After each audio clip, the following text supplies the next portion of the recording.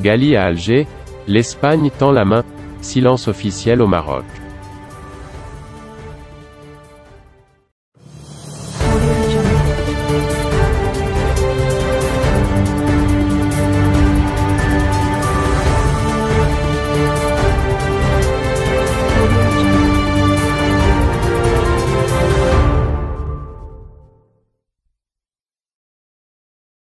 Le retour de Brahim Ghali à Alger a donné l'occasion à d'autres ministres espagnols de prendre le devant de la scène médiatique avec des messages apaisés en direction du Maroc.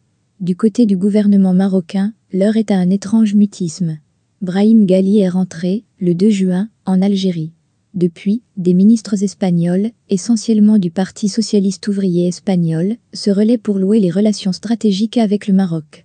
Une mission confiée à des membres de l'exécutif qui avaient pourtant été écartés au plus fort de la crise diplomatique avec Rabat. En effet, les responsables qui avaient accusé le royaume de chantage, telle la première vice-présidente du gouvernement, Carmen Calvo, et la ministre de la Défense, Margarita Calvo, ont cédé le devant de la scène à d'autres plus mesurés. C'est dans le cadre de cette répartition des rôles que le ministre de l'Intérieur espagnol, déjà présenté par les médias ibériques comme un opposant à l'accueil du chef du Polisario, a plaidé ce jeudi 3 juin pour donner du temps à la diplomatie de baisser le niveau de tension entre les deux pays voisins. Fernando Grande Marlaska a annoncé, lors d'un point de presse, la poursuite de la coopération sécuritaire entre Rabat et Madrid.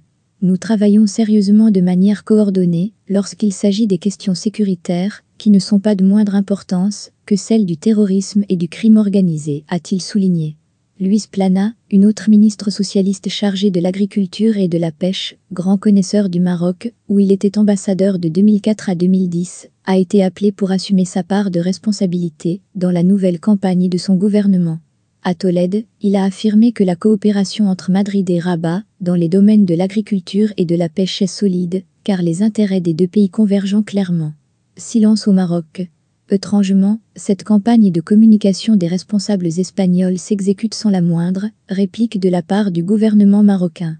Les deux principales voix ayant monopolisé la parole au plus fort de la crise, à savoir le ministre des Affaires étrangères, Nasser Bourita et l'ambassadrice Karima Benièche, sont restées muettes.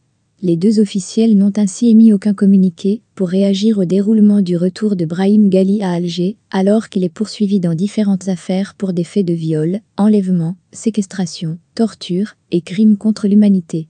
Un mutisme d'autant plus étrange, alors que le ministère espagnol des Affaires étrangères a annoncé, le lundi 1er juin, avoir informé les autorités marocaines, par des canaux diplomatiques, du départ de Ghali.